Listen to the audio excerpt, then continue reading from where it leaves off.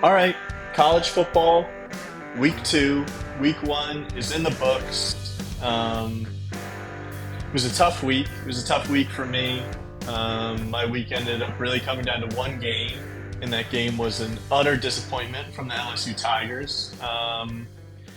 My biggest takeaway from week one is that there's only one person in the world I can trust in college football, and that is this man right here. Washington moneyline parlay legs hit. Washington team total over hit. Michael Penix Jr. passing yards prop over hit. He's the greatest. He'll never let me down ever. Um, but LSU did. My biggest fears came true with the Jaden Daniels situation. He clearly is not the guy. The fact that he was getting Heisman hype was crazy. I said it was crazy. I believed in this team even without him. Um, and obviously, I was wrong. Of course, if LSU scores on that first drive where they get stuffed at the goal line, maybe things are different. If they score on that other drive where they go for it on fourth down and don't get it, maybe things are different. But that's football. Variance goes your way or it doesn't go your way. Didn't go my way in that game, and then Florida State left no doubt in the second half. So that was a loser. If you didn't read it already, I wrote a recap blog version. That's how it's going to go the rest of the season. I can run through that little housekeeping stuff really quick. If you're watching this is coming out on Friday. These episodes are pretty much always going to come out on Friday, unless there's like a huge Thursday night game that I want to do and I have time to get it done by Thursday. Then maybe it'll come out on Thursday, but mostly it's going to be coming out on Friday mornings, like this one. And if you are watching this on YouTube, thank you. Make sure you're subscribed. If you're listening to this on Apple or Spotify, make sure you're subscribed. Make sure you leave a 5-star rating. If you're on YouTube, please like the video. That'd be awesome. That stuff helps more than people realize. It goes a long way. But then on Fridays, I'm also going to be releasing a vlog version of my picks, which should also be out now if you're listening to this. I got a couple messages from people last week just that they don't have time to listen to a whole podcast and would rather just go to a blog. So the podcast version here is going to have much more detailed kind of analysis on picks and stuff. But on the blog, I'm basically just going to list out what the picks are and maybe give like a sentence on each one, just for people that want that. I'm also going to be doing an NFL blog where I do the same thing. Again, not going too deep into the games, but listing out my NFL picks for people that want those. And then again, going to be blog version, a written version of recapping the previous weekend in college football on Mondays or Tuesdays. And then back to this on Friday. So a lot to look out for. I'll also be doing a weekly full game preview on the Action Network of one NFL game for that weekend. So that's everything to look out for from a content perspective. But in case you didn't read that week one preview, I just gave some thoughts on the LSU game, like I just said. And I still insist if Garrett Nussmeier gets named the starting quarterback and LSU's only loss is still that Florida State game, I will be buying more LSU futures. I think with Garrett Nussmeier, that team can still beat Alabama and can still win the SEC. So I guess look out for that. But I'm not too confident after what we saw from Brian Kelly in that first game was a total disappointment. So the other game that was a total disappointment was my South Carolina Gamecocks. Basically, it was just the offensive line. When Spencer Rattler had time, he looked pretty good. And then injury issues.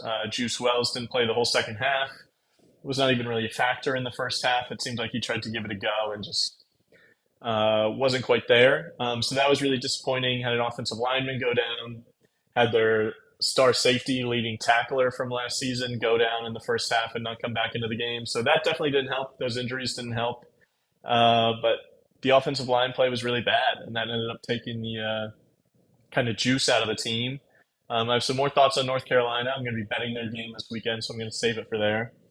And then the biggest game of the weekend, the biggest game of the weekend was obviously LSU Florida State, but the biggest story that we now have from the weekend is Deion Sanders, Coach Prime, Colorado, Travis Hunter, Shador Sanders. They pulled it off. They did what a lot of people, including myself, said they couldn't do. and that was, well, win that football game against TCU. They were really, really impressive offensively. Um, Shador Sanders seems like the real deal at quarterback. Travis Hunter is beyond the real deal. He's insane. I have more thoughts on these guys. I'm going to be betting them their game against Nebraska. I think a lot of people already know what my pick is going to be. So I'm going to get more into it there. But overall, the weekend wasn't terrible. Between week 0 and week 1, I'm 17 and 17. So basically 50-50, but minus 4.4 units, thanks to LSU, that being my biggest play. In that losing, if that swings the other way, then we're up a couple units. It swings that way, we're down a couple units. So that's just kind of the way it goes. Take one big shot at one game, lose, and move on. It's week 1. There's tons of football still ahead.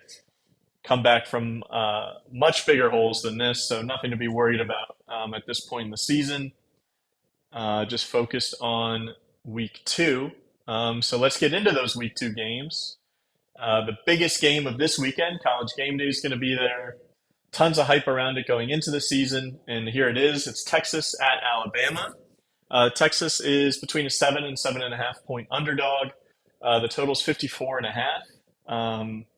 I talked about this game before the season. So if you listen to my Big 12 preview episode, if you listen to my national championship preview episode, I think Texas has a really good shot to win this game.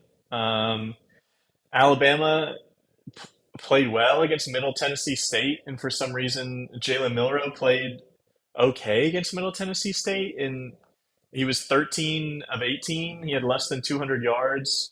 He had a highlight reel play where he fumbled a snap and picked it up and ran into the end zone, and all of a sudden people are like, oh, Alabama's found their quarterback because Jalen Milroe picked up a fumble and ran it for a touchdown against Middle Tennessee State, which I don't totally get. If against this Texas defense that I think is really, really good, Jalen Milroe goes out and has a great game and Alabama wins and he looks really good, then I will 100% be like, yeah, Jalen Milroe is clearly the guy. But I think people are maybe just buying in on, there was all these stories going into the season about, oh, Alabama's quarterback situation, Tyler Buckner from Notre Dame, who looks like he's going to be the backup. He got the most time after Jalen Milroe went out. And it's like, oh, what's going to happen with Tommy Rees as the offensive coordinator? And then Jalen Milroe has less than 200 passing yards against Middle Tennessee State, and people are now have gone from, oh, the quarterback situation in Alabama is a mess to, oh, Jalen Milroe's like the guy. Alabama. Of course they are. Like everything's going to be fine. I don't really get how people can make that jump from week to week, but as gamblers, that's where we should come in and take advantage of situations like that. Take advantage of a couple more situations that I'm going to go through. Is week 2 is a great time to buy against those narratives that get made from a 1-game sample size that you can kind of bet against. I think this Texas defense is really talented. I know they played Rice week 1. So again, I'm not going to do the same thing that I just said not to do. But JT Daniels is, from a pure raw talent, what he's done in his college football career is a ridiculously talented quarterback to be at Rice. So it's not like they were playing a total scrub. The defense looked really good. JT Daniels had a couple picks, had a hard time. And offensively, Texas looked good. Quinn Ewers looked sharp. I still think this wide receiver duo of Xavier Worthy and A.D. Mitchell is ridiculously good. And when it comes to this matchup, Texas should have won this game last year. They really should have. They blew it. Alabama won the game, but Texas covered. And I really believe that this Texas team is much better than that Texas team from last year, and this Alabama team doesn't have Bryce Young. This Alabama team is worse than the Alabama team last year that should have lost to Texas. So I think this is a true coin flip games. Plus 7.5 is my favorite play. I bet 4 units on it, which makes it my favorite play of the season so far. Between week 0, 1, and 2, Texas plus 7.5 is my favorite play. I'm also going to come in with a unit on the money line, making it overall 5 units on Texas. I really believe in this team. I think they're really good, and I'm buying this fade spot. And sometimes you fade Nick Saban and you get burned. But I'm prepared to do that. I think it's going to be a one score game. I think it's a coin flip game. I think Texas has a really good shot, and I'm buying it. I'm doing it. I believe Quinn Ewers will be the best quarterback on the field, and the rest of the positions aren't as big of a drop off as some people may think. So rolling with the horns. Um, the next big game, the only other top 25 matchup of the weekend is Ole Miss at Tulane. Very cool that Ole Miss is going to Tulane in New Orleans. This game is going to be played. An SEC team in town. Ole Miss, both of these teams, really, I should say, looked really good in their first game. Tulane plays South Alabama, who a lot of people picked to win the conference, and a lot of people had Tulane on upset alert going into this game against South Alabama, and Tulane waxed them. Basically, they looked like by far the superior team. Michael Pratt was ridiculously efficient. He was like 18 of 19 or something with like 5 touchdowns. So pretty crazy. They looked really good.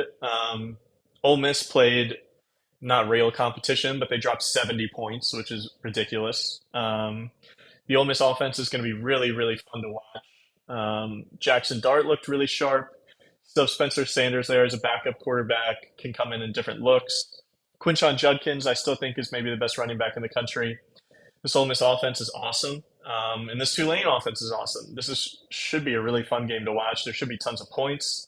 But I'm an Ole Miss believer. I think Ole Miss is going to win this game. I mean, they're 7 point favorites. I think the 7 is a little inflated, so I'm putting Ole Miss into a money line parlay, and that will be my second favorite play of the weekend. Is an Ole Miss James Madison money line parlay. James Madison is playing UVA, first of all. They played an FCS opponent week 1 and came out a little flat. And then they made a quarterback change. They brought in Jordan McLeod to play quarterback, and the offense clicked like that once McLeod came into the game. He looked really good. He looked really sharp. They started scoring tons of points once he came in. And I think they were maybe coming out a little flat in that spot anyways, an FCS game, knowing that they have UVA, which is maybe the biggest game on their schedule, which, again, is part of my handicap. Is this UVA team, it's kind of an in-state rivalry, but these teams actually haven't played each other in 40 years. Obviously, JMU was in FCS until last season and made the jump up. And I think JMU had a bit of this mentality that they were one of the best programs in FCS, and UVA didn't really want to play them. They were like, we're not going to schedule an FCS team that has a chance of coming into town and beating us. And now this game is finally happening. And JMU is the better team, the much better team. They're 6 or 7 point favorites, depending on when you're listening to this, what the line is. It got up to 7, dropped back down to 6, and I think it's getting bought again at 6. I think this James Madison team is just much better, and they are still not bowl eligible because of the most ridiculous rule in the NCAA that once you transfer, not transfer, but move from FCS up to FBS, there's like a 2-year waiting period before you're allowed to play in your conference championship game or play in a bowl game. So JMU can do neither of those things, which means their biggest game of the season is this in-state game against an ACC team, against UVA. And I think they're going to come out ridiculously motivated. Jordan McLeod, like I said, looked really good once he came in at quarterback. And UVA is bad, man. They're really, really bad. I went into last week. One thing I got right was selling this UVA team last week. I bet Tennessee minus 28, and this is a Tennessee team that I'm not particularly high on. I just said this is a spot where Tennessee just shouldn't be able to be stopped, basically, by UVA. And they looked shaky at the beginning. Tennessee came out completely flat. The play calling looked bad, and I was a little bit nervous, but all of a sudden, Virginia just still wasn't scoring. Tennessee still ends up winning the game by 36 points, despite the fact that they looked really bad. UVA's offensive line had no hope. Tony Muskett, my guy Tony Muskett, I love him, but he had no shot. It was really kind of tough to watch, honestly. This UVA team, I think, still has lower to go. I think they're really, really, really bad. And I think JMU has a lot to play for here. And so I'm going with the JMU Ole Miss money line parlay for 3 units, my second favorite play of the weekend. Um, the third game I'm going to talk about in terms of big games, and then move on to just my betting card for the weekend. And after at least last weekend, you got to talk about Colorado again. Colorado, Nebraska. Coach Prime, the Buffaloes are going to have their first home game of the year hosting Nebraska, which is a huge game, rivalry game. It should be awesome. If you read my blog, I took my Prime lashings. He beat me, and I got to be accountable for that. I was wrong. I was talking about how I didn't think this team would be able to compete in big games. Actually, if what I honestly said is towards the end of the season, this could be a team that could start to be sneaky good. Um, and so I will say I am not one of these guys that's like a Deion Sanders hater, which I don't know how many people actually are, or if that's like a made up narrative by him and then the media is like grabbed onto it. I said I thought that this program would be really successful under him. It would just take some time, which I think is understandable. But he either played the perfect first game or this team is for real right away. But I'm willing to sell that this team is perfect right away. Defensively, they gave up nearly 500 yards of offense to Chandler Morris, who didn't look very good. I thought the TCU offense, the TCU team as a whole, looked really unprepared and just really poorly coached, and like they didn't really know what was going on, and they just looked lost most of the game. Which Colorado gets credit for that, obviously, but also I think is somewhat against TCU. I think TCU might just be bad. I think the no Max Duggan, no Garrett Riley regression might hit them way harder than I expected. I didn't expect them to be great, but I expected them to be good. I think they just might not be good. Um, this Colorado discourse has just been so fascinating to me. I don't think there's been anything like this ever in the history of college football, which is really cool. It's cool that this discourse exists because we've never seen anything like this. Um, but it's almost like if you're like bet against Colorado or don't think Colorado's like the best team in the country or that Shador Sanders is going to win the Heisman, you're like this like all-time hater that is just like totally against Deion Sanders and hates Colorado and hates what he's doing and hates like this new brand of football, like player empowerment. You're against it. Like, all it's insane to me. It's honestly insane to me. This whole like narrative around this Colorado team. But at the same time, it's been really fun. I mean, it's created some awesome discourse back and forth online and on these shows. Not really on shows because the shows have been mostly just Dion dick sucking now because now all these guys want to be on his good side now that they know he's keeping receipts and it's the cool thing to root for this team. Which, if I wasn't betting against this team, I would be rooting for them. Honestly, I don't have anything against them. I don't think that they're good, so I bet against them, and I was wrong. It doesn't mean I don't like this team or I don't like Deion Sanders in a game that I'm not betting against them. I think it would be awesome to watch these guys do what they're doing. It was awesome, even as somebody that was betting against it. Once I knew my TCU minus 20.5 ticket was dead, which was relatively early on, it was more just like, this is awesome. Like, this is insane what's happening. And I think Travis Hunter is without a doubt the real deal. What he's doing is something I've never seen in football, in college football, in the history of my lifetime. So that was really cool to see. My only question around Travis Hunter is that sustainable all season? I know that he had like cool quotes about like, oh, I'm not even tired, I could go again, like everything about his motor, are cool quotes, obviously. Like, he seems like the man, honestly. I became a huge Travis Hunter fan from all the stuff I saw over the past week.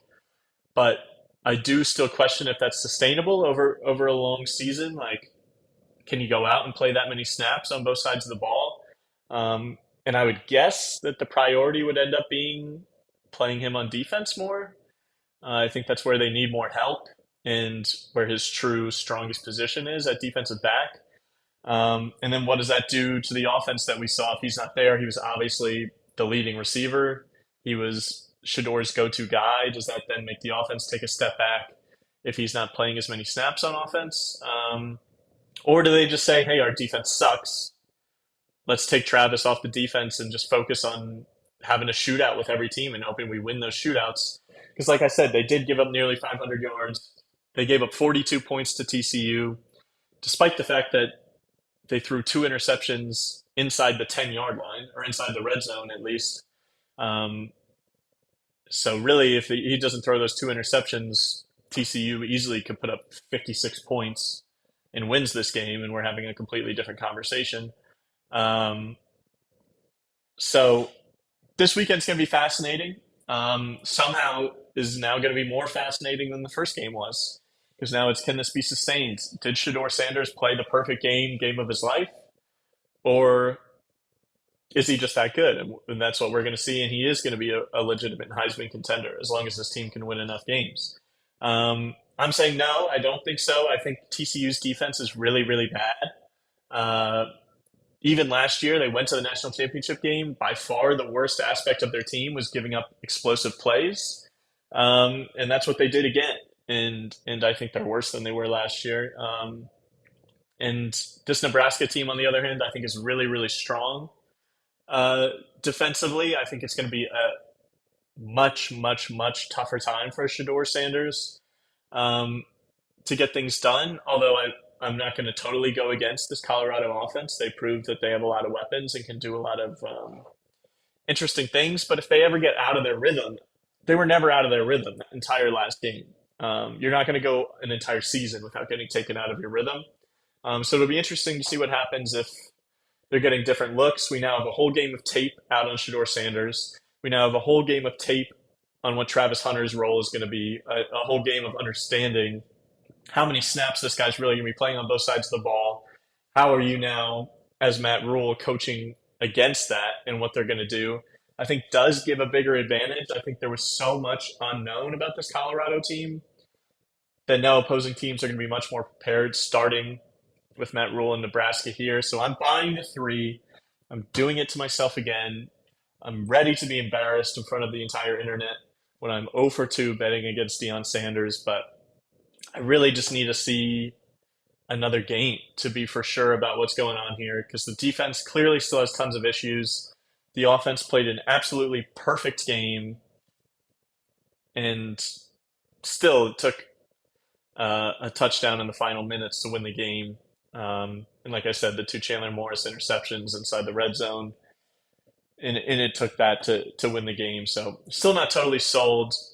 If that makes me a loser, if that makes me a hater, that's fine. We'll see after this weekend. And if I'm wrong again, then maybe it's time to just go all in. But I think this could be a tough spot with the come down from last week, and Nebraska coming to town as the underdogs. So I'm going with Nebraska +3. Getting into the rest of the card, I'm going with NC State +7.5 at home against Notre Dame. I think Notre Dame is still yet to really play a real team, or a real defense at least. They played a real team, I should say. They played a fake team last week. They played Navy week 1 in a different country, which Navy runs the triple option. They don't run a real offense. Their defense looked really bad. This is going to be by far the best team they've played so far, which is why they're only 7.5-point favorites. And NC State is just a really, really tough place to play, an underrated, tough place to play. Brennan Armstrong looked really dynamic in their first game. Running the football, he looked really, really good. He's a really difficult guy to cover. I think this is going to be a pretty close game. I think both defenses are going to do pretty well. I love Sam Hartman. He's played in the ACC. He knows NC State. I don't know if that's going to help. It might actually hurt NC State. Dave Doran might know him, which might be a bit of a hindrance, but I'm not buying too much into that narrative either way. I just think this is a tough place to play. The NC State defense is always going to be tough. Brennan Armstrong looks really dynamic, and I think he's good for 21 points, 24 points, which should keep them inside this number of 7.5. So I'm going with that. Another money line parlay I'm taking is Utah and Pitt. Utah is going to Baylor. Baylor Baylor. Dave Aranda needs to thank his lucky stars for Deion Sanders. He should be down on his knees praying to the God of Deion for what happened last week. Um, because Deion pulling off that upset in the noon slate basically made everything else that happened on Saturday like a distant afterthought. Because Baylor losing to Texas State was by far the biggest upset of the weekend. Texas State were 28-point underdogs compared to 20 and a half that Colorado were. Not to mention Group of Five versus Power Five, all that. Really embarrassing loss for Baylor. Do I think Baylor is that bad? No. This was a team I already didn't like going into this year, though. And they will now be without Blake Shapen for the next 2 or 3 weeks, which, despite losing to Texas State, it's not because their offense didn't show up. Blake Shapen actually played really well. He had really good numbers. They just literally couldn't get a stop, which is very concerning because I expect Cam Rising to be back for this game. All reports seem like if he's ready to go, he's going to play, and it seems like he should be ready to go.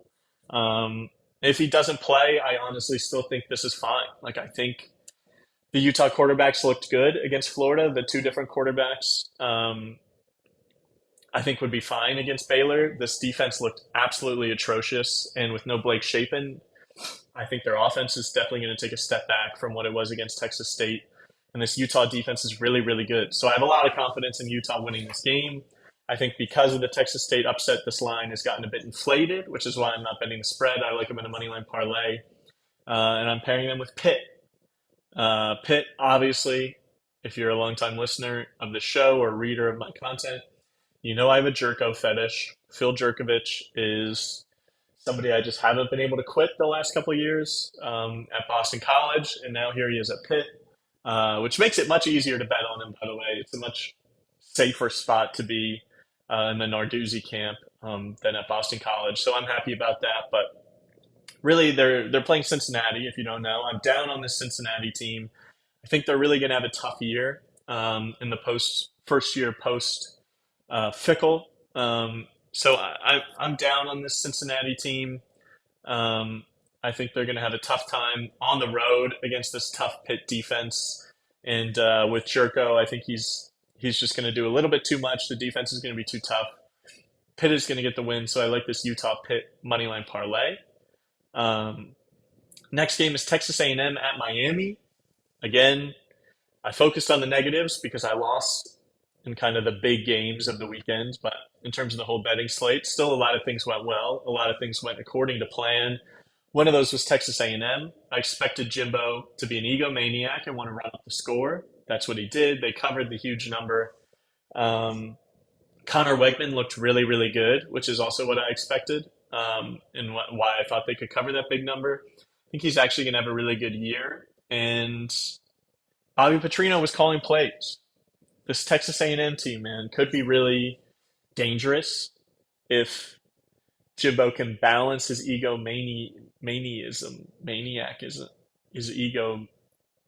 egomaniacalism. I don't know how you're supposed to say that, but if he can balance being an egomaniac in the right way and do the egomaniac Jimbo things we like running up the score to cover games, but also be willing to be slightly humble and pass the rock to Bobby Petrino and let him handle the offense, then things could actually be pretty special here. And I'm confident in them going to Miami and winning this game. The 4.5 is a tough number. It's a scary number because it makes you think, oh, should I wait for that 4? A 4 did flash. I didn't get it. I'll be honest. I'm not going to pretend that I did. I got a 4.5, but I think Texas A&M wins this game by at least a touchdown. I think they're that much better. I think Tyler Van Dyke didn't look particularly sharp. Miami looked really good overall in the Miami Bowl against Miami of Ohio, but honestly, I know they covered and played well. That's what they should be doing against a MAC team. This is going to be a whole different beast. Texas A&M is going to be way bigger, way tougher in the trenches. And I'm still not sold on TVD being back. And I am sold on Connor Wegman. I think he's a really good quarterback. And I think Texas A&M is going to be able to get this thing done. So I'm betting them minus 4.5. The game we already talked about was that Texas State-Baylor game. I'm fading Baylor because I do think they are that bad. But I'm also Going to be fading Texas State, thinking they are a little too overvalued in this spot. UTSA is minus 12 and a half. That is the bet that I'm going to be making. It was a really tough opening game for UTSA against Houston. That was a coin flip game on the spread. Um, they lost the game, but it was a really bizarre game. Um, Really sloppy, weird game where both teams had lots of turnovers and like the offenses seemed to be moving the ball well, but then you looked at the score and it was like 10-7. You were like, what's going on? And so just kind of a bizarre game, but I'm still a big time Frank Harris believer. I think this UTSA team is really good still. I'm a big believer in them. I think them losing that kind of bizarre game to Houston and Texas State pulling off the huge upset has kind of set up this perfect line where you're getting UTSA under 2 touchdowns. I think that's a bargain. If you can get it at 14 or better, I would take it. Um, they get a home game. UTSA is going to have their first home game of the year.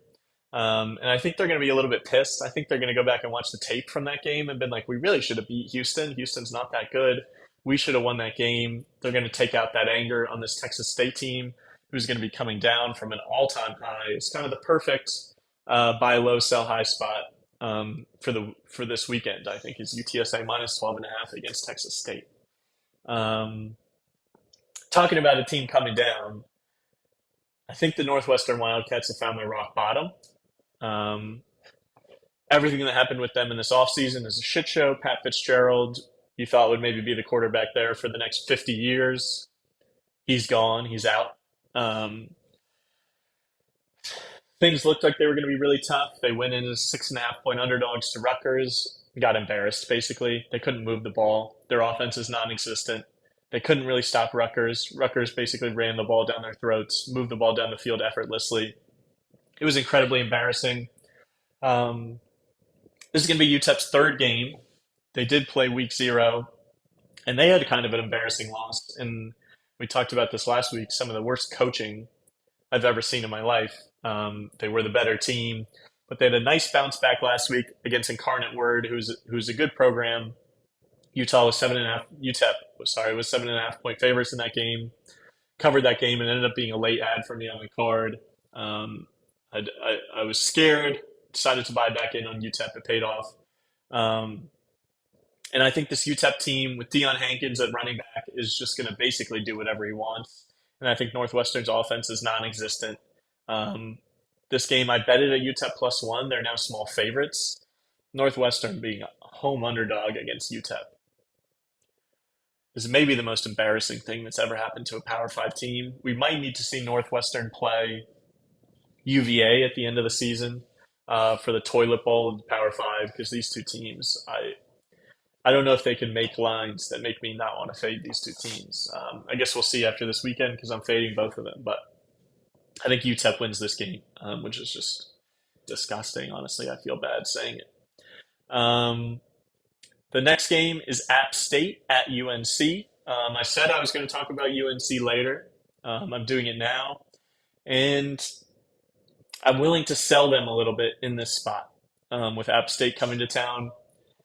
First of all, I think there might be a bit of a come down. I think that game, College Game Day being there in Charlotte in an NFL stadium, I think all that hype, naturally for a college program, there's always just seems to be a bit of a letdown after a massive game like that. And now App State comes into town, who's a terrifying team to play. If you're a big time Power 5 team like UNC, it's not who you want to see. And like I said, I'm selling UNC a bit just because I think it was more self-inflicted. Part of it injuries, like I said, but I think South Carolina's loss was really more self-inflicted than it was, oh, this UNC team's really good. I mean, Drake May looked really sharp, but we knew that about this team already. We knew that he was going to be really good. There's everything else, like the defense, I think, is maybe getting a little more love because they dominated that South Carolina offensive line. But like I said, I think that was more self-inflicted than anything as somebody who pays a lot of attention to South Carolina football. And I think this line is just too big. The only 2 times these teams have ever played each other, which has been in the last 5 years, um, App State won 34-31 in Chapel Hill on the road. They've gone there and beaten them in the last 5 years. And the other time they played, it was a 63-61 shootout in Boone that North Carolina won. So they've gone to UNC and won already. UNC has gone to their place, and it's been a 2 point shootout. Like, I really think App State knows how to compete against UNC. I think both of these offenses are really good. Chase Bryce is an experienced quarterback at App State. Nate Noel is one of the best running backs in the country. I think he's going to go beast mode. I think this is going to be not only covering the 18, I think this is going to be really, really close. I think this could easily be a one-score game like those last two matchups between these two teams. So I like this one a lot, honestly. I think there's tons of value in this line. And it's even moving away from me a little bit, which I guess should concern me, but I'm just really confident in this staying inside of a 17 for sure. So I like this line. This next one, this is the bet of the weekend. If I lose any other bet this weekend, I shouldn't say that. Nebraska would be the worst. If Colorado rolls against Nebraska, I'm gonna feel like the biggest idiot in the world, without a doubt. Anything else, it's just gonna be like, damn, I really thought that I had the right side, and it turns out I didn't. Like if Alabama rolls Texas, I'm not even gonna be embarrassed. I'm just gonna be sad. I'm gonna be like, damn, I really thought we had something here. If Dion rolls Nebraska, I'm gonna feel like a total idiot. If Nathan Rourke doesn't come out for Ohio and Florida Atlantic rolls them, I'm going to feel like an idiot because a lot of people I respect like FAU in this spot. The market says to like FAU in this spot. But I don't know, man. I can't quit the Bobs. I lost betting on them in week 0, obviously. But I think we can't really count that as a real loss. I mean, financially it does. On my record it does. But saying for Ohio, I don't think it's a real loss because Rourke went out with an injury early on in the game. We don't know what would have happened if he didn't get hurt in that spot. Um, so I think this is a really good opportunity if Rourke is back to go to an FAU team that's getting a little bit of hype because Casey Thompson looked good against an FCS team, against Monmouth. It's kind of the same thing as my Jalen Milroe argument. It's like these guys are having good games against FCS teams, and all of a sudden people are like, oh man, look at this team. Look what they did against the FCS team. And I'm willing to sell a couple of those spots. And when it's in a spot against a team that I think is being undervalued because of the Rourke injury, people are saying they didn't look good last week when they played an FCS team. They didn't have their starting quarterback, and they were playing an FCS team. They probably didn't care. They'd already played a game. They knew hey, they had this big game coming up against FAU. So I think this spot is setting up perfectly for Ohio if Rourke is back. Now, if the news comes through that Rourke is not going to play, I'm going to attempt to buy out of this because I think without him, it is a completely different team. But from what I'm hearing, I think he is going to play. I think he could have played last week against Long Island, but they were like, why would we waste you? We can win this game against Long Island without you, which they did. We want you to be healthy for this FAU game. And now they're just playing a little bit of smoke and mirrors to mess with FAU, but I think he's going to play.